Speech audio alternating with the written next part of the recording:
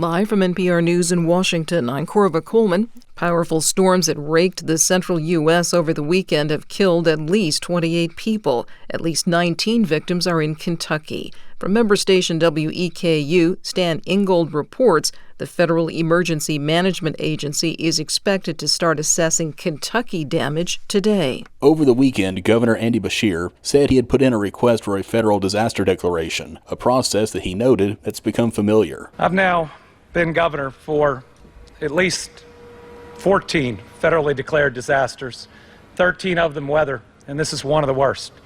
It's one of the worst in terms of the loss of human life. It's one of the worst in terms of damage, and it's tough. This is the third major natural disaster to hit Kentucky this year, with 2 rounds of heavy flooding happening in April and in February. For NPR News, I'm Stan Ingold in Richmond, Kentucky. The storms also killed several people in Missouri. On Friday, a tornado left 8 miles of damage outside St. Louis. Officials say thousands of buildings were damaged, causing at least $1 billion in damage.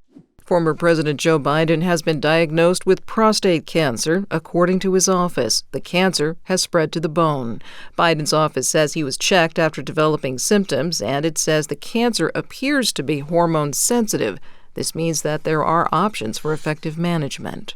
The CEO of Walmart has warned that the Trump administration's tariffs will soon force price increases at the nation's largest retailer. Over the weekend, President Trump told Walmart to eat the tariffs and to avoid passing on price increases to customers. NPR's Luke Garrett reports the White House is in contact with Walmart's CEO. Treasury Secretary Scott Bessent is in direct talks with the Walmart CEO. He tells CNN consumers could see price hikes. Walmart will be absorbing some of the tariffs. Some may get passed on to consumers. The Treasury Secretary also defended the whiplash of the on-again and off-again reciprocal tariffs. Bessent called it strategic uncertainty. He also threatened that the Trump administration will bring back high reciprocal tariffs if certain countries don't come to the table. President Trump has put them on notice that if you do not negotiate in good faith, that you will ratchet back up to your April 2nd level. Bessent said this goes for 18 important trading partners, but he did not say which ones or how quickly these tariffs would return. Luke Garrett, NPR News, Washington. Pope Leo XIV has met with Vice President J.D. Vance and Secretary of State Marco Rubio. NPR's Ruth Sherlock reports the conversation comes ahead of U.S.-led diplomatic efforts to make progress on a ceasefire between Russia and Ukraine. At the meeting, Vice President Vance presented the pontiff, a Chicago native, with a Chicago Bears jersey with the name Pope Leo XIV on the back. Vance, a Catholic convert, was among the last political leaders to meet with Pope Francis before he passed away. Pope Francis and the Trump administration had starkly different views, particularly on the topic of migration.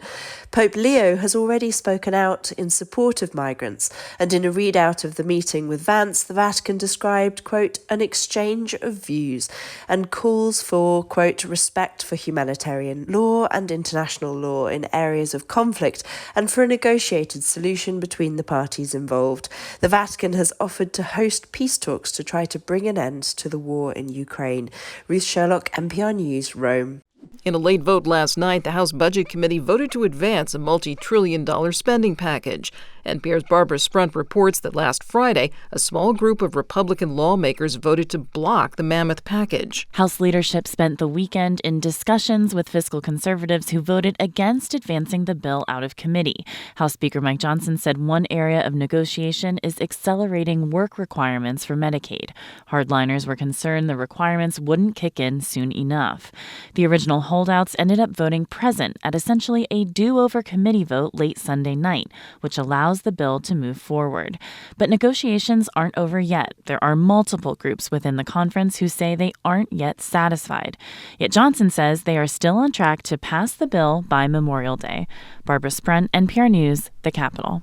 Israel's prime minister is allowing some aid into Gaza after he said allies pressured him to avoid images of hunger coming from the territory. Israel launched an extensive ground offensive in Gaza yesterday in an effort to force Hamas to surrender and release Israeli hostages still held there. NPR's Carrie Kahn reports. Prime Minister Benjamin Netanyahu says Israel will allow a, quote, basic quantity of food into Gaza and control all aid distribution there. He also said Israel will hold on to territory seized by ground forces forces in what he says will be a plan to, quote, taking control of all of Gaza. Intense shelling and airstrikes in northern Gaza has forced Palestinians to flee like 50-year-old Wael al-Kilani, who walked for hours with his wife and 7 children. He says the bombing was intense, with planes striking, artillery fire, and tanks. Hamas and Israel are currently holding indirect talks in Doha. Israel demands Hamas lay down its arms. Hamas wants international guarantees for a negotiated end to the war. Carrie Khan, NPR News, Tel Aviv. The train engineers on strike against New Jersey Transit are expected to return tomorrow morning.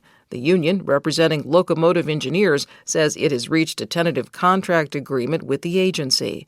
From member station WNYC, Catalina Goleno reports. More than 450 engineers walked off the job Friday, halting all NJ Transit rail service across the state. The shutdown affected nearly 300,000 weekday riders, making it one of the most disruptive strikes in the transit agency's history. The Brotherhood of Locomotive Engineers and Trainmen says the deal includes higher wages than the proposal union members rejected last month. Engineers have gone 6 years without a raise. The contract still needs to be ratified by union members and approved by NJ Transit's board in June. For NPR News, I'm Catalina Gonela in New York City. Authorities in Louisiana are still looking for 7 prisoners who broke out of a New Orleans jail last Friday. Another 3 have already been recaptured.